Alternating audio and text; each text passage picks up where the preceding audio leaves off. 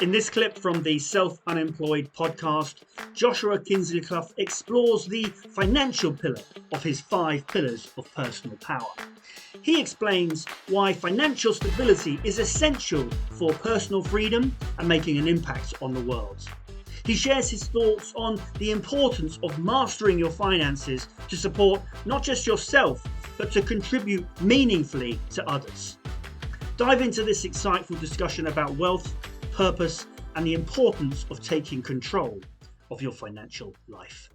The next pillar is financial, which is one that is a little bit, I mean, we could go on for a long time about that, but yes, the next pillar is financial, which is what this podcast is supposed to be about. Yes, sir. So tell us more about how that fits in with your 5 pillars. So the 5 pillars are essentially the 5 pillars of personal power. That is kind of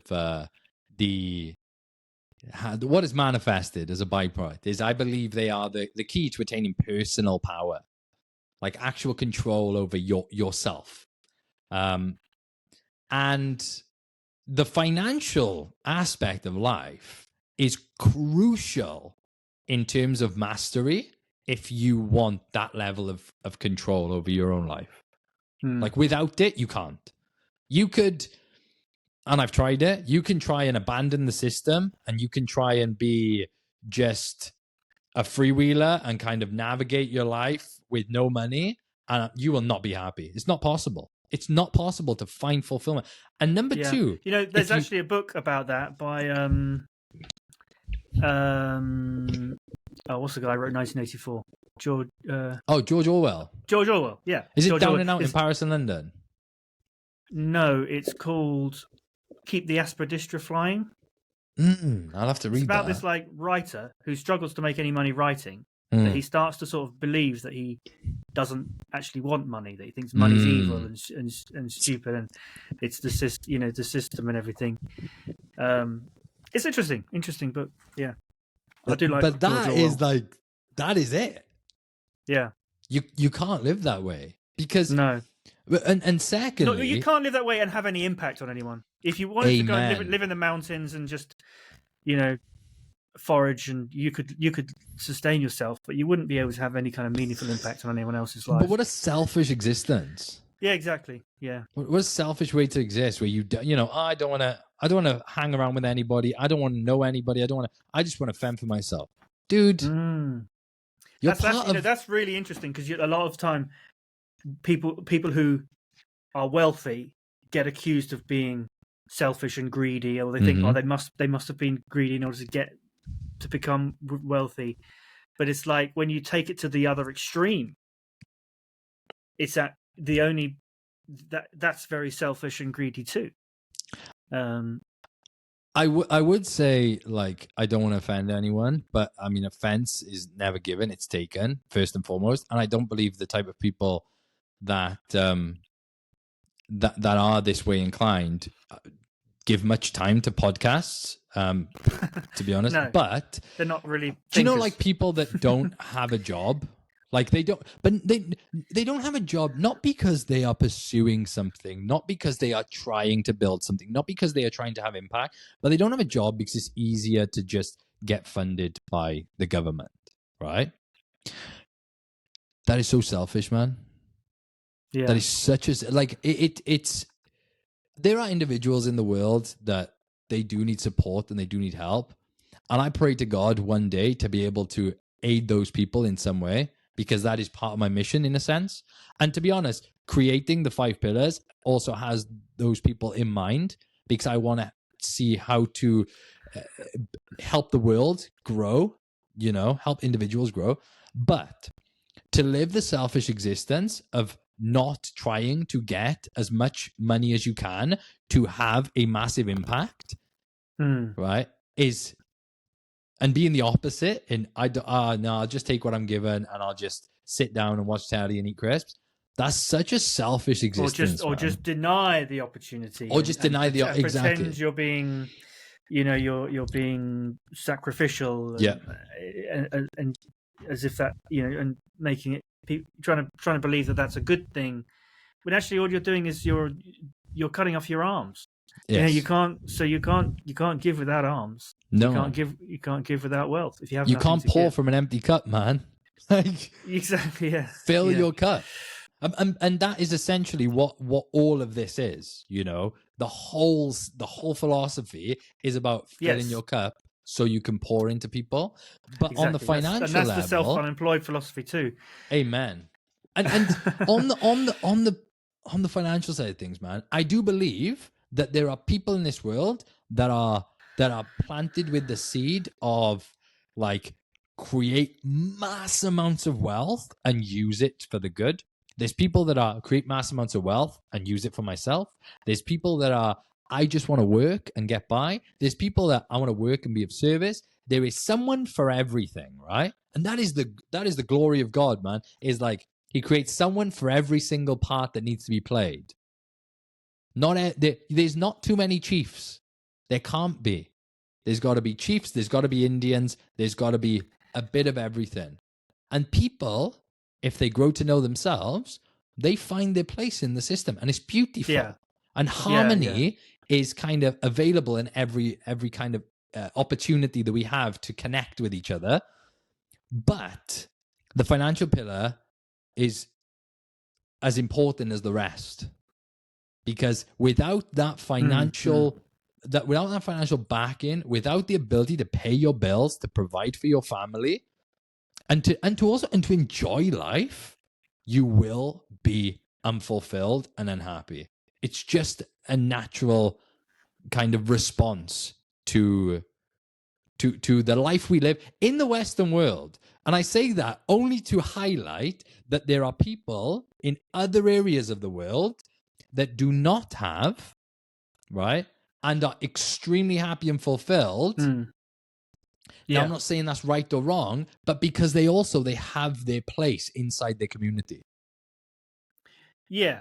And there are other types of wealth or other proxies for money in other. If you're talking about, uncultivated tribes and stuff like that, then they'd have some form of money or wealth, and some other. That the wealth would have a similar kind of thing. There'd be something like wealth. Yeah, like trade happens on every level. Yeah. But what you use to trade is dependent on the kind of the culture you live in and the area in the world.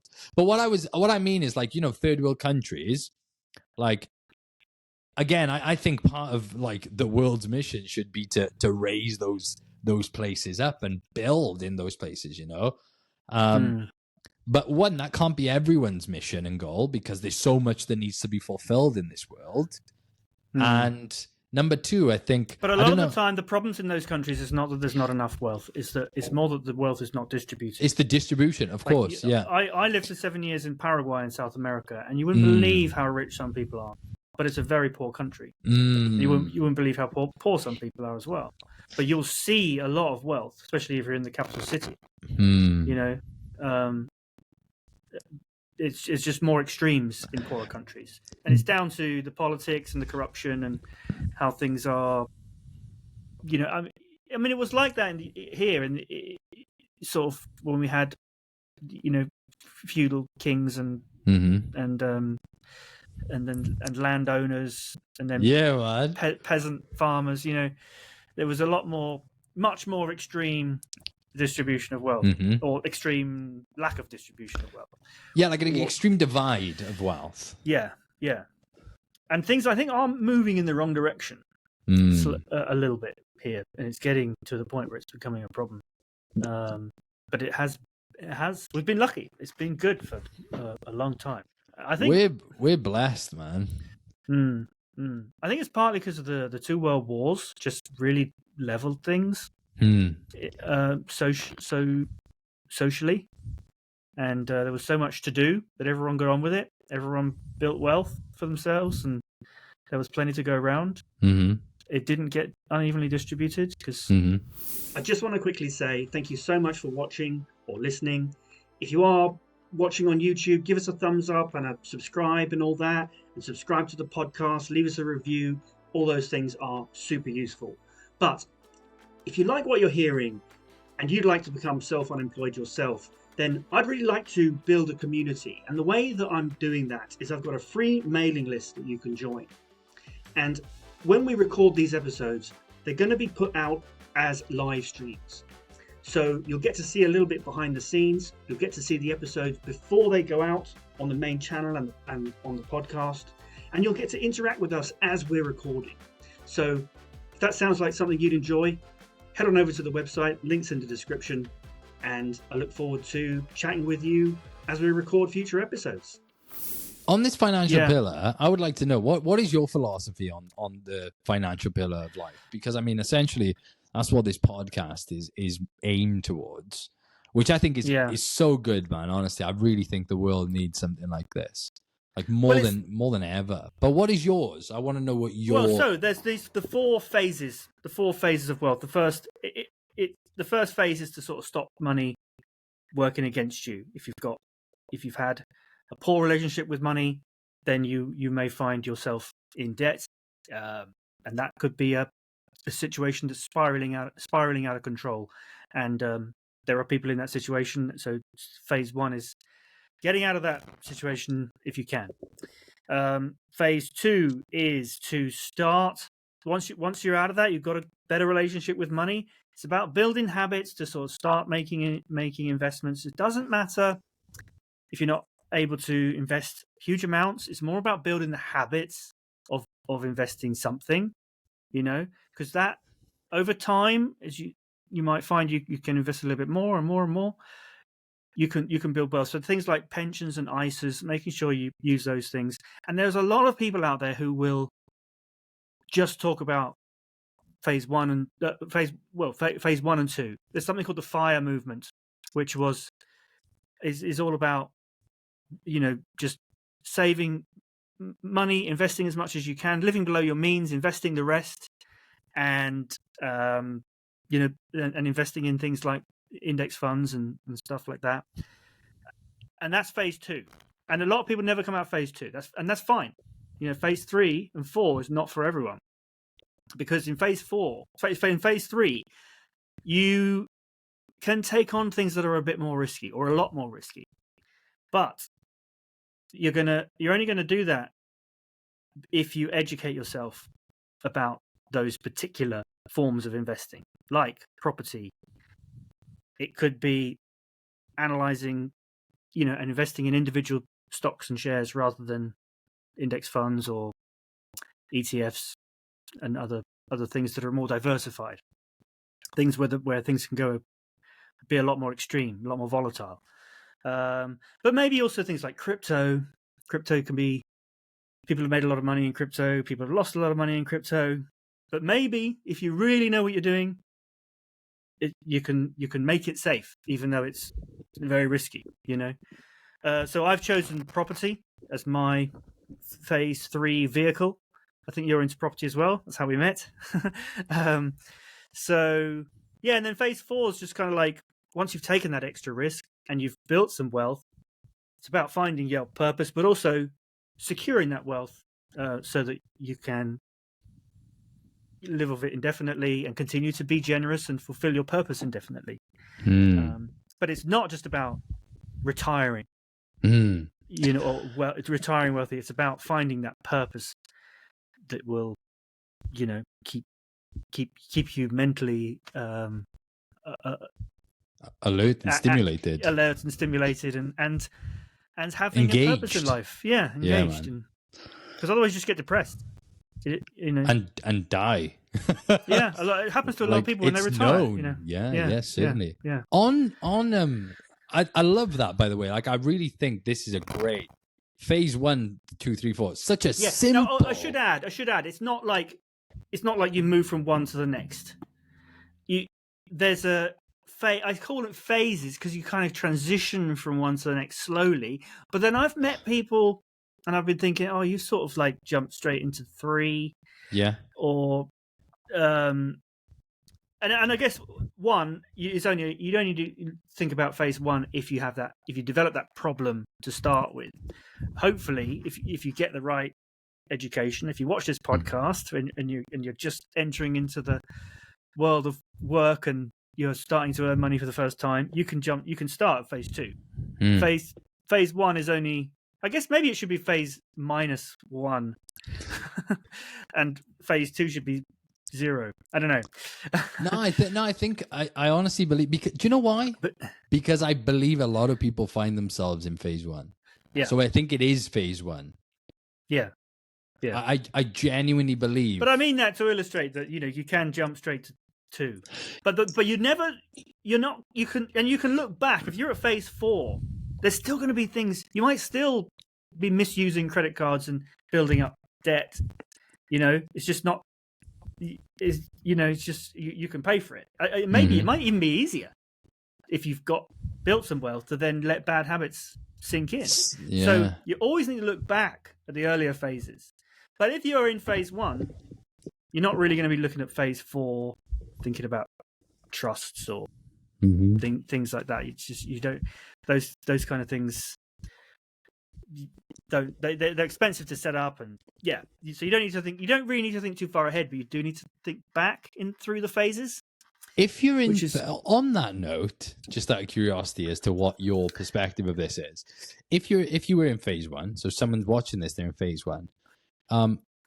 Do you believe that it could potentially be a good kind of idea to set a goal as to what their end vision is? Absolutely, yeah. No, when I said you don't look forward, what I meant is if you're in phase 1, don't try and jump to phase 3. yeah, it's not really worth doing anything that is in phase 3 until you get out of phase 1. But if you're in phase 3 or 4, it's worth looking back to phase 1 and doing the things in phase 1 to on a regular basis. But yes, whatever stage you're at, it's important to have goals, look forward, think where you want to be, and think about if that's realistic. And then if it's not, okay, then you need to change. Don't change your goal, change yourself to meet your goal. Right? Hallelujah, man. That's beautiful. I think I really think that is a great philosophy and a great way to put it.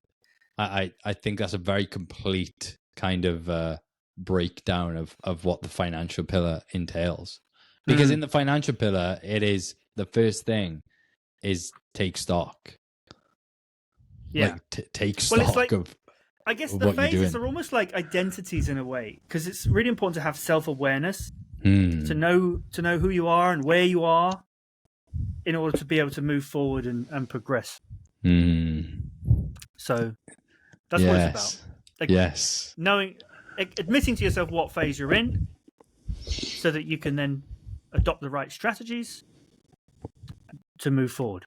Yeah. You're so concise, man. I love how concise you are. Like I like go off on these tangents, like talking about all this stuff, but you're just like, look at where you are, accept where you are, start from there, move forwards. Like, but that is such a great way to literally kind of make concise everything I've just spoken of, because that exact perspective, the mindset of where am I, who am I in this particular situation, physically, where am I? I need to accept that. Where am I going? But what do I need to start doing today? Yeah. And that breakdown it applies to everything, and I love how concise you've made that, because it's really, I think being concise is very important, and I'm terrible at it. Okay, well, if you are still watching, thank you for watching, and I hope you've enjoyed the show. Obviously, if you're watching on YouTube, don't forget to subscribe and give us a thumbs up and leave us a comment. If you're listening to the podcast, make sure you're subscribed on whatever platform you're on. Leave us a review as well. All that stuff really helps. But the main thing is, head on over to our website, selfunemployed.co.uk, and there you'll be able to enter your email address. And once you've done that, you'll get invited to join us when we are recording future episodes. They're going to go out as live streams on YouTube, but not to the public, only to people who are on that mailing list. So if you do that, you'll be able to interact with us, ask questions as we're recording future episodes. So if you're looking to grow your wealth and become self-unemployed, Let's do it together. I'll see you next time.